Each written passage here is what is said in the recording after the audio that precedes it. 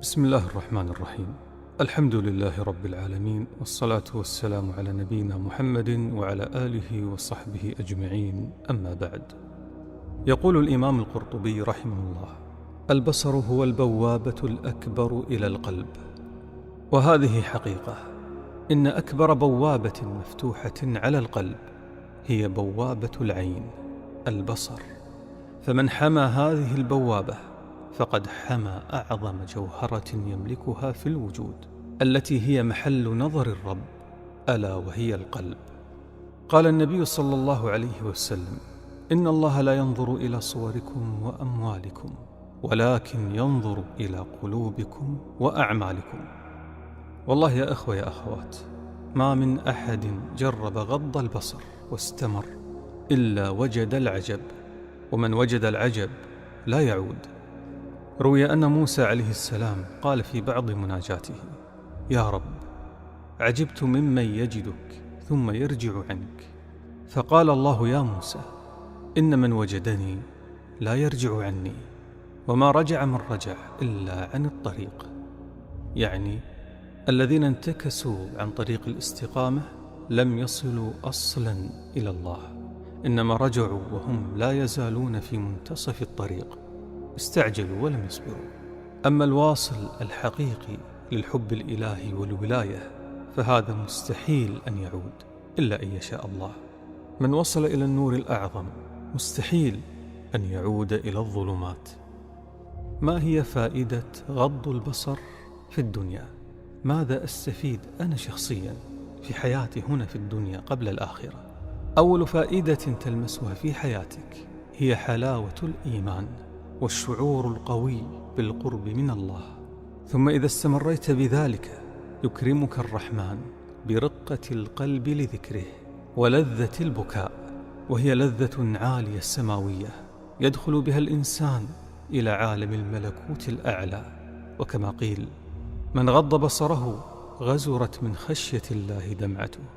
فإذا استمر فتحت له عين البصيرة، وهي عين القلب، فتأتيه من الكرامات والمكاشفات والإشارات التي تخبره بحب الله له وقرب الله منه.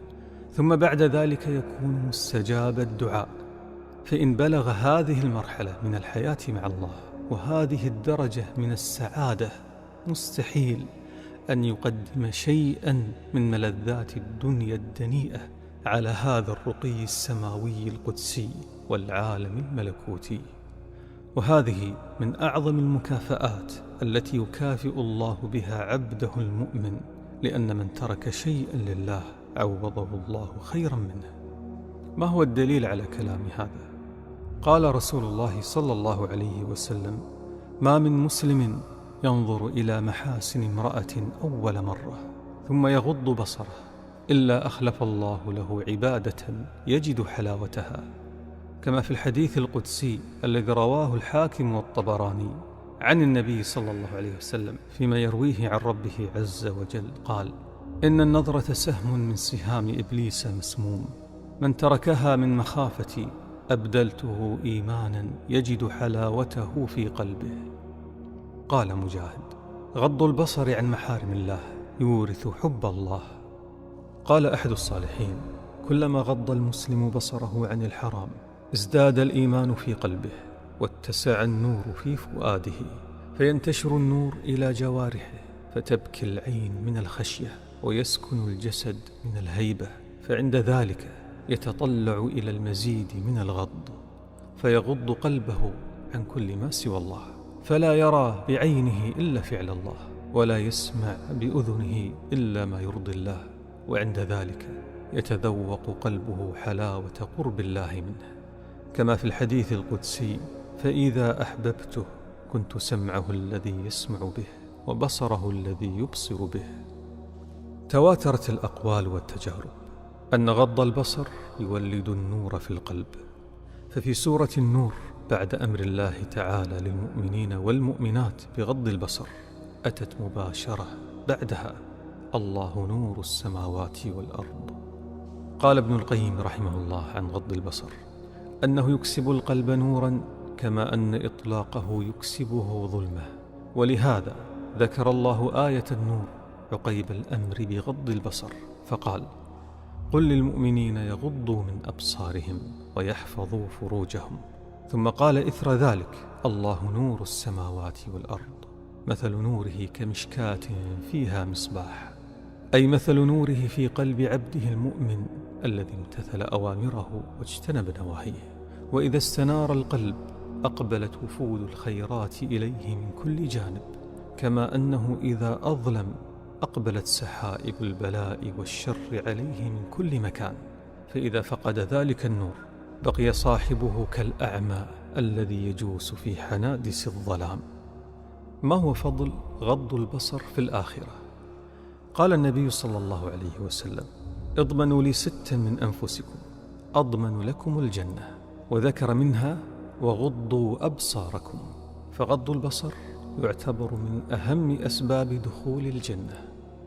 وعن أبي هريرة رضي الله عنه عن النبي صلى الله عليه وسلم قال: كل عين باكية يوم القيامة إلا عينا غضت عن محارم الله، وعينا سهرت في سبيل الله.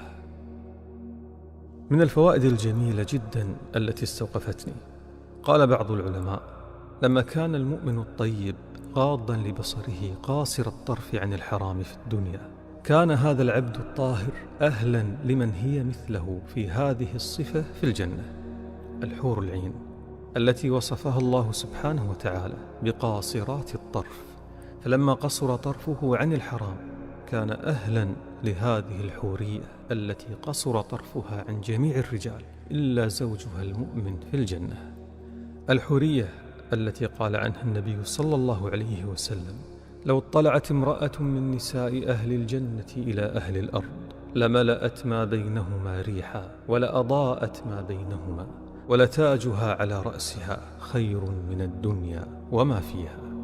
فالجزاء من جنس العمل، والطيور على أشكالها تقع، فالطيبون للطيبات. هل هناك فعلا شباب لا ينظرون إلى الحرام أبدا؟ من الأخطاء الفادحة أن ترى الناس بعين طبعك أنت. مثلا حاولت مرة أو مرتين ولم تستطع ترك النظر إلى الحرام، فتعتقد أن الناس كلهم لا يستطيعون. الحقيقة يا إخوة يا أخوات التي ليس عليها غبار، أن هناك شباب تابوا توبة نصوحة واستمروا إلى أن وصلوا إلى الحب الإلهي، فحماهم من أن يتدنسوا ولو بنظرة واحدة حرام. تمر عليهم السنين ولم يقعوا بنظرة واحدة حرام. ذلك فضل الله يؤتيه من يشاء. من اصطفاه الله لقربه طهره ونقاه لحضرة قدسه. أولياء الله لا خوف عليهم ولا هم يحزنون، كما في الحديث القدسي: فإذا أحببته كنت سمعه الذي يسمع به وبصره الذي يبصر به، فمن تولى الله بصره لا يقع في الحرام. نسأل الله العظيم من فضله ومنه وكرمه. علاج النظر للحرام. العلاج باختصار: اصرف نظرك. لم يطلب منك حمل شيء ثقيل يكسر ظهرك أو يشقي جسدك. المطلوب شيء بسيط جدا جدا، هي طرفة العين فقط. اطرف عينك عن الحرام. وهذه نصيحة النبي صلى الله عليه وسلم. يعني لو أتيت وجلست بين يدي النبي عليه الصلاة والسلام وطلبت منه النصيحة سينصحك بهذا الكلام. أحد الصحابة سأل النبي صلى الله عليه وسلم عن نظرة الفجأة. عن جرير بن عبد الله رضي الله عنه قال: سألت النبي صلى الله عليه وسلم عن نظرة الفجأة فأمرني أن أصرف بصري. باختصار: اصرف بصرك وارتاح. وهذه نصيحة أخرى للنبي صلى الله عليه وسلم، وهو ينصح علي بن أبي طالب، يقول: يا علي، لا تتبع النظرة فإن لك الأولى وليست لك الآخرة. فالعلاج الأول والأساسي والأهم، وهي وصية الله لنا: قل للمؤمنين يغضوا من أبصارهم. إخواني أخواتي، غض البصر لا يعني أن أمشي وأنا مغمض عيني فأصطدم بالحائط، لا. غض البصر يعني عدم التركيز بالنظر إلى امرأة ملفتة جاذبة. والكلام كذلك موجه للنساء: عدم التركيز بالنظر إلى شاب ملفت جاذب. غض البصر لا يعني التزمت والتشدد والانعزال عن العالم والمجتمع، والدليل أن الرسل كانوا يمشون في الأسواق ويأكلون الطعام، كما في قوله تعالى: وقالوا ما لهذا الرسول يأكل الطعام ويمشي في الأسواق. المؤمن إنسان طبيعي لكنه محترم راقي، يستمتع بالحياة من غير تقليب البصر بالرائح والغاد. وفي الختام أقول: إن تركت لذة النظر إلى الحرام وأنت تستطيع ولا أحد يراك، تركتها حبا لله وشوقا لقربه ومرضاته، سيعوضك الله لذة لا ينالها ملوك الأرض، لذة لا تصفها ألسنة الخلق. إنها لذة الحب الإلهي، إنها لذة الشعور بالقرب من نور السماوات والأرض، الله جل جلاله. فمن ذاق عرف، ومن عرف اغترف. إن في الدنيا جنة، من لم يدخلها لم يدخل جنة الآخرة.